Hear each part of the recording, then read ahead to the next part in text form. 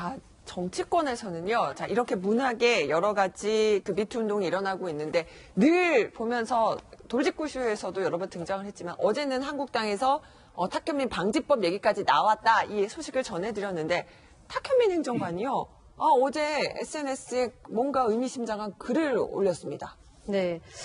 그러니까 뭐 그 글의 요지는 정확히 뭐 얘기를 하자면 본인이 3.1절 행사를 지금 주관을 한 그런 상황이잖아요. 근데 그런 어떤 소회를 밝히면서 그다음에 또 하나는 본인에 대한 얘기가 굉장히 길게 나오고 있다. 하지만 여기 있는 동안은 뭐 더 이상의 어떤 사과나 해명은 할 생각이 없고요. 나의 명예, 나의 진실, 나의 주장은 여기서 나갈 때 사직할 생각이고 그게 시작할 생각이고 그게 도리라고 생각한다. 라는 요지인데 뭐 쉽게 좀 번역기를 좀 돌려주세요. 이해할 수 없지만 네. 그냥 뭐 언뜻 보기에는 내가 이렇게 3.1절 행사도 잘 주관하는 사람이고 능력이 있어서 이런 뭐 문재인 대통령으로부터 충분한 신뢰를 받고 있기 때문에 내가 뭐 더 이상 거기에서 사과나 무슨 반성 같은 거를 더 이상은 할 필요는 없고 다만 여기서 나가면 그때 뭐 본인의 명예나 진실이 과연 뭘 가르치는 것인지 모르겠지만 명예나 진실을 뭐 해명해 보겠다 뭐 이런 취지로 저희는 이해하고 있습니다. 네, 그런데 탁현민 방지법이라는 그런 법의 취지도 저는 적극 동조를 하는데요. 어떤 거냐면은 이 미투 운동이라는 것은 일반적으로 우리 여성들이 정말로 이 사회 구성원으로서 그리고 동료로서 인정받기를 바라는 그런 운동입니다.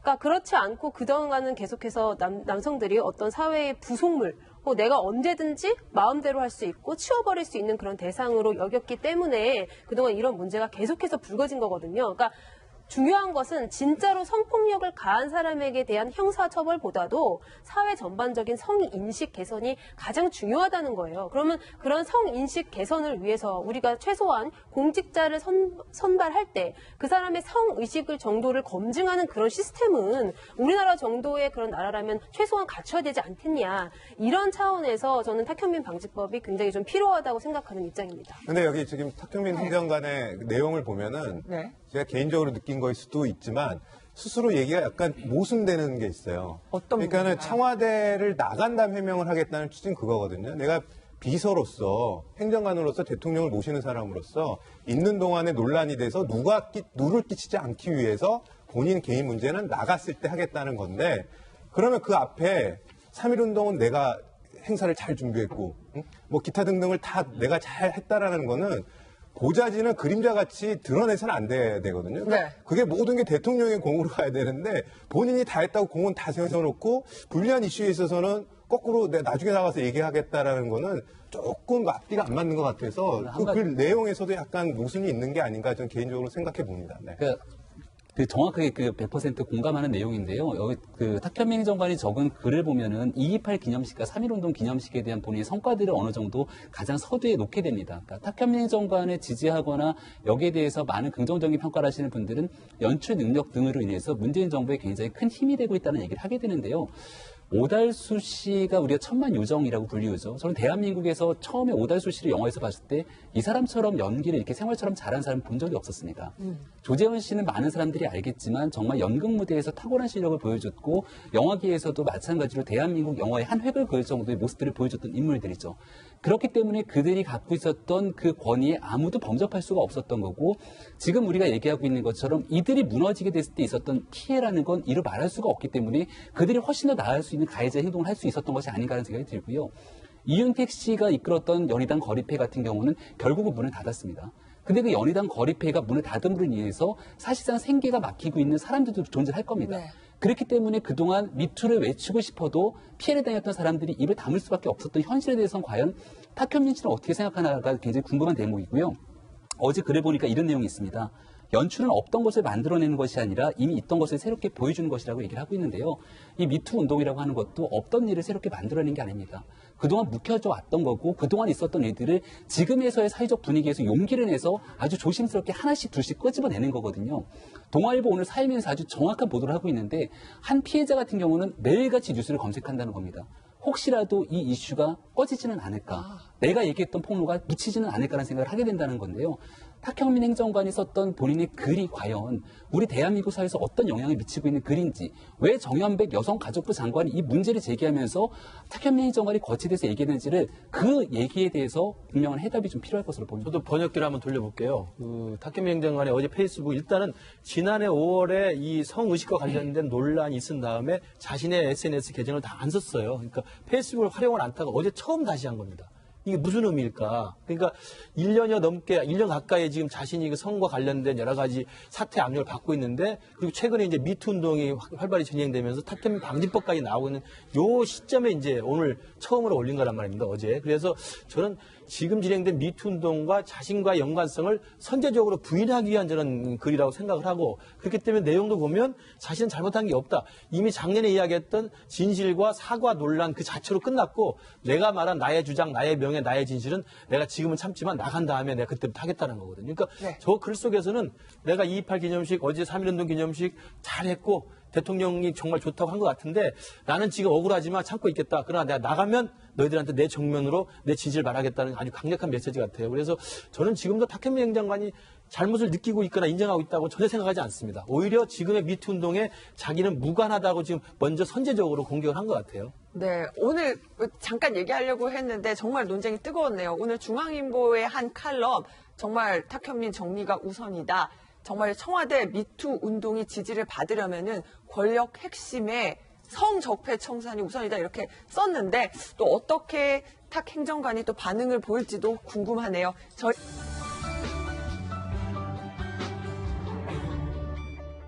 이은재 의원 겐세이 발언 놓고요. 3.1절인 어제 정치권에서 논쟁이 더 커졌습니다. 이제까지요, 이 겐세이란 발언을 쓴 분, 이은재 의원만이 아니었네요. 잠깐 얘기 듣고요. 목소리 듣고 대답 이어가겠습니다. 차분하게 하는데 계속 주관해서 지금 계세우신 거 아닙니까? 본인의 마음에 들지 않는 발언이 나오면 피식피식 웃거나 뭐라고 소위 겐지를 놓은 그런 말씀을 여러 차례 하는 걸 제가 봤고요. 겐세이는 그 여의원 갈 때 겐세이 하고 조용히 하세요. 이 말 쓰신 분이 의외로 많으신데요. 김근식 교수님. 네. 그러니까 지금 좀 정리를 해보면은 먼저 이은재 의원, 그 겐세이라는 발언을 쓴 것 때문에 굉장히 집중포화를 받았는데, 여기에 대해서 이제 홍준표 대표는 그렇죠. 좀 두둔하면서 옹호하면서 또 논쟁이 또 커졌어요. 하기 전에 겐세이는 일본어고 견제라는 의미입니다.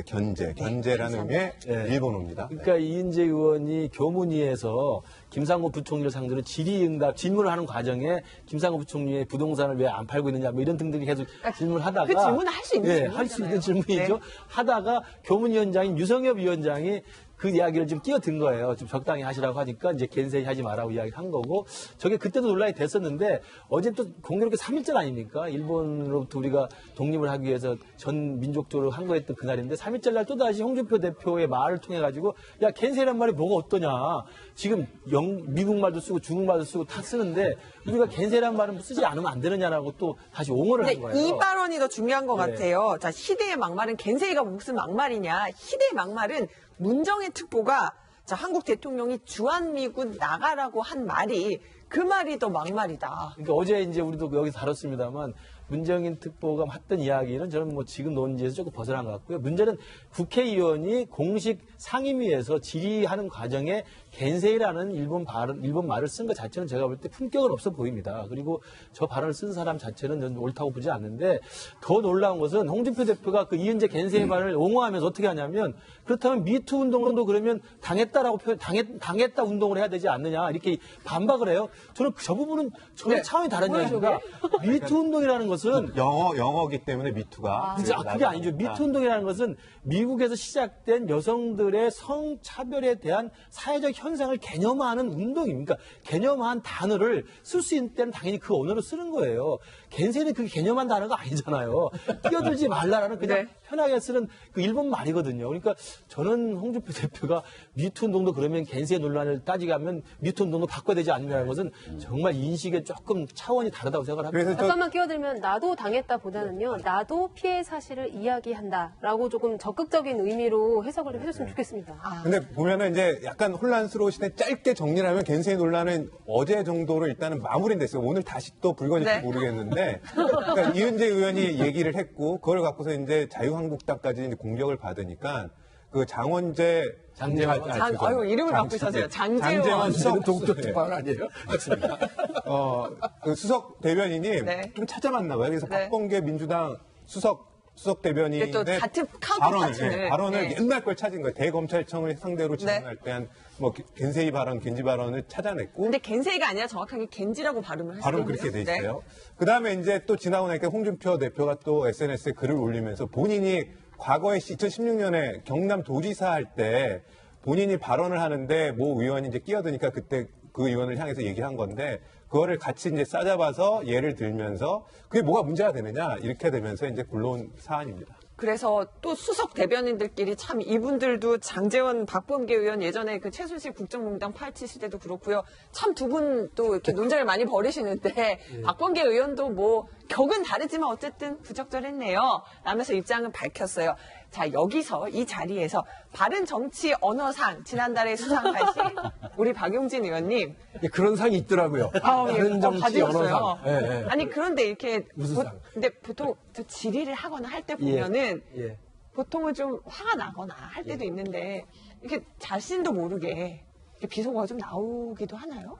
그럴 수 있죠. 그런데 대부분의 질의와 대정부 질문은 다 뭐 비서관, 보좌관들이 써주거나 본인이 사전에 써서 하기 때문에 저렇게 부적절한 말들이 이렇게 나오는 경우는 없는데 이렇게 갑자기 누가 끼어들었을 때, 자기가 아주 흥분되어 있었을 때, 이은재 의원도 지금 보면 막 그 질의서를 막 책상에 집어 던지고 지금 그러는 중에 유성엽 위원장이 점잖은 이렇게 만류를 그렇게 지금 막 반응을 하면서 캔슬 하지 마세요 이렇게 나온 거라서 이 부적절 퍼레이드의 상황이라고 봐요. 그러니까 저는 홍준표 대표가 좀 딱한 게 뭐냐면 왜 유여회는 내치고 이은재는 감싸려고 그러시나. 그래서 똑같은 막말 이런 논란이 있는데 국민 감정법이다라고 하는 표현까지 써가면서 아니 영어는 되고 일본어는 안 돼 이렇게 또 얘기를 해가면서 그거는 국민 감정이 안 좋으니까 이은재를 뭐 흉보는 거냐 이제 이런 식으로 좀 이렇게 감싸려고 하시는 것 같은데 예, 그래요. 국민 감정이 그래요. 그런 거 쓰지 마세요. 그런 거를 감싸려고 그러지 마시고, 같은 당의 동료 의원이라 하더라도, 부적절한 건 부적절하다고 끝내야 돼요. 그렇게 안 끝내니까 또, 장재원 수석 대변인이 느닷없이 박범계 의원 거를 비판하려고 끄집어 올리다가, 뭐라고 그랬냐면 사전에, 겐세이라고 하는 발언은 애게 안 좋은 거다. 부적절하다고 하고, 얘기를 시작했어요. 당대표가 썼던지는 모르고.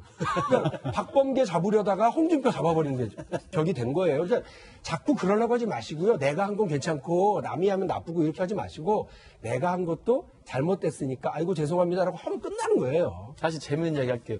버케블리 33,000 정도 되면 나오는데 영어에 개인세이가 있어요. 개인세이. 그건 방해하다는 뜻입니다. 비슷해요. 그러니까 영어의 개인세이는 훨씬 좀 디펜스가 아니고. 그렇군요. 근데 하나만 그냥 이제 너무 이제 이은재 의원 몰리니까 사실 이은재 의원이 하고 싶었던 질문 자체는 뭐 김상구 부총리 다주택 관련해서 묻는 거는 국민들이 사실 궁금해하는 부분이기도 하는데 이 발언 때문에 또 묻힌 거 아니냐. 그래도 자유한국당 의원들이 좀 잘했다라고 표현하고 있는 부분들이 이 내용 겐세이 발언이 나오기 시작하니까 이 발언이 왜 나왔지라고 하면서 이은재 의원이 한 번 더 주목받고 있는 거거든요.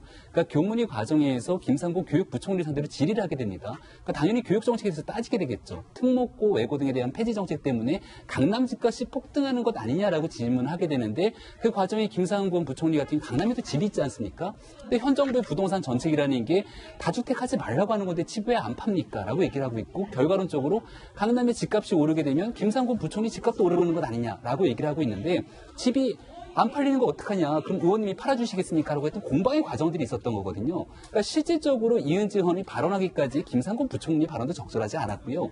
이은재 의원이 충분히 따져묻고 싶었으면은 본인이 국민들이 갖고 있는 상당히 이미지가 있지 않습니까? 과거의 멍텅구리 발언이라든가 아니면은 사퇴여자라고 했던 발언들이 있다라면은 여기에 대해서 진짜 따져묻기 위한 하나의 좀 정제된 언어로 했으면 어땠을까라고 하는 아쉬움이 남는 건데요. 여전히 그 개인세의 발언 하나 때문에 전체에 대한 맥락이 좀 묻히는 건 아쉽긴 합니다. 네, 저는 저희 진행자들 발언을 견제하지 않고, 방해하지 않고 챙겨 듣겠습니다. 제 발언은 많이 견제하시는데.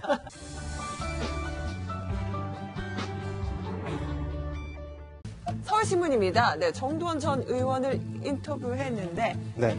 뭐 직격 폭로 이렇게 좀 말을 달아봐도 될까요?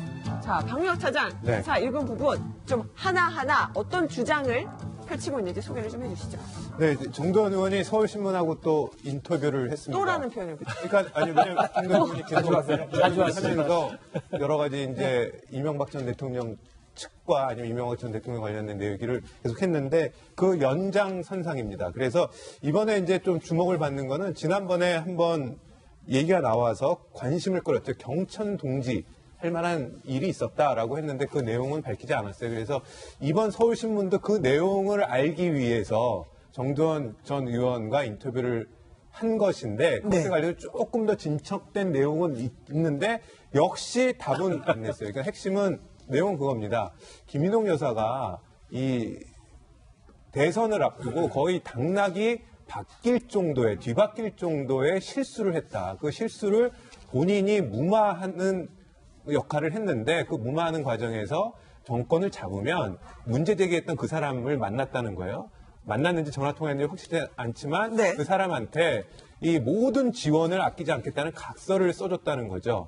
그러면서 본인의 돈까지 정두원 전 의원의 돈까지 써가면서 이 사람이 더 이상 얘기하지 못하도록 소위 입막음을 했다라는 요지인데 그게 어떤 내용인지에 대해서는 무덤까지 갖고 갈 것이다. 이렇게 얘기를 했어요. 그래서 그 내용에 대해서는 알려진 바가 현재는 없습니다. 그러니까 김윤옥 여사 실수가 뭔지에 대해서는 네. 지금 끝까지 지금 함구를 하고 있는 상황인데 관련해서 뭐 경천 동지할 일이 있습니다. 처음에 얘기를 했고 거기에 대해서 궁금증이 이어지니까 네. 오늘 추가로 얘기가 나온 건데 일단 궁금한 것은 여기에 대해서 이명박 전 대통령 측의 반박 네. 혹은 뭐 해명 이런 것들이 있었습니까? 그러니까 일단은 기본적으로 문제 제기하는 쪽에서 내용을 얘기 안 했으니까 반박은 할 건 없죠. 일단은 도대체 무슨 내용인지 무슨 실수이 뭔지 궁금하다라는 모르니까. 네. 반응이고 그러니까 뭔가 내용이 나와야 뭐 반박을 할 수 있으니까. 근데 뭐 좀 여러 가지로 궁지에 몰려 있는 상황이기 때문에 일일이 다 신경을 쓸 수 없는 상황인 것 같긴 해요. 그래서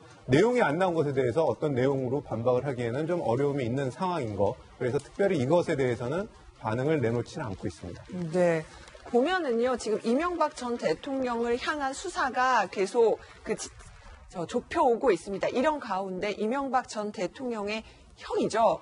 자, 이상은 다스 회장이 어제 검찰 수사를 받았는데 수사를 마치고 나갈 때 이제 기자들이 이렇게 물었습니다. 뭐라고 대답했는지 들어보시죠. 이전 대통령과 다스 연관성 인정하시는 연관성 있다고 하시나요? 없어요. 전혀 없다는 말씀이신가요? 지분 일부가 이전 대통령 거라고 인정하셨나요? 네, 아니에요. 자, 이명박 전 대통령과 상관이 있습니까? 라고 물어봤는데 이상은 회장은 아니요라고 했어요. 그런데 뭔가 이 대답과 조금 결이 다른 보도가 오늘 중앙일보에 나왔습니다. 김병훈 박사. 네, 중앙일보 보도에서는 다스 지분 일부를 이전 대통령이 보유했다라고 검찰 수사에서 진술했다라는 내용이 나오게 되는 겁니다. 그러니까 이상은 그 회장이 이명박 전 대통령의 친형 아니겠습니까? 그동안 이제 다스의 실질적인 주인으로 알려져 있는 건데 여기에 대한 차명을 결국은 이명박 전 대통령이 보유하고 실질적인 주인인 건데 라고 이제 보도를 하고 있는 건데 여기에 대해서 이상은 회장이 입장이 좀 바뀌었느냐 아니냐가 상당히 중요한 대목으로 볼 수 있는 거거든요.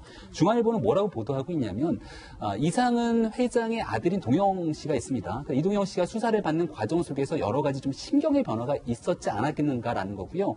변호인을 교체했다는 겁니다. 그러니까 변호인을 교체해서 그동안 대응했던 전략들을 좀 바꾸지 않겠는가. 그리고 두 번째로 이상은 회장이 검찰에 출석하는 과정에서 이전 대통령 측과 연락을 끊고 갔다는 겁니다. 그러니까 지금 현재 이명박 전 대통령의 아들인 이시영 씨가 가서 이제 소산 조사를 받았고 또 이제 그 본인의 사위로 볼 수 있는 이상주 전무까지도 소환 조사를 다 받고 있는 상황에서 최종적으로 이전 대통령의 소환을 앞두고 있는 건데 검찰은 그만큼에 대한 모든 그 증거 자료들을 확보했다라고 지금 인지를 하고 있는 거거든요. 여기에 대해서 핵심적인 마지막 그 당사자라고 볼 수 있는 이상은 회장마저도 진술을 번복하게 됐을 경우는 이전 대통령 측에 굉장히 불리하게 적용될 수밖에 없기 때문에 그 진실에 대해서 이제 어떤 방식의 내용들이 있었을지는 추후에 드러나지 않을까 생각이 듭니다. 저 중앙일보 보도와 관련해서는 저희 이제 채널A 사회부도 좀 확인을 해봤는데 검찰 쪽에서도 이렇게 얘기를 한다고 합니다. 이상은 회장 당초 아무 상관없다라고 얘기했던 이상은 회장의 태도가 조금 바뀐 건 맞는데 다스가 이명박 전 대통령 것이다, 실소유주다 이렇게 단정적으로 얘기한 것은 아니다. 다만 좀 입장은 살며시 바뀐 것 같다. 취지로 또 검찰이 확인해 줬다는 얘기까지 들을 수가 있습니다. 하나만 딱 여쭤볼게요. 저 박미영 차장. 네. 보면 지금 공천 헌금 관련해서도 조사를 네. 지금 어제 했다. 이런 보도까지 나왔는데 이제 이명박 전 대통령 소환 조사 진짜 정말 얼마 남지 않은 걸로 보이거든요. 그러니까 이명박 전 대통령도 소환 조사가 곧 올 거라는 건 이제 알고 있는 것 같고요.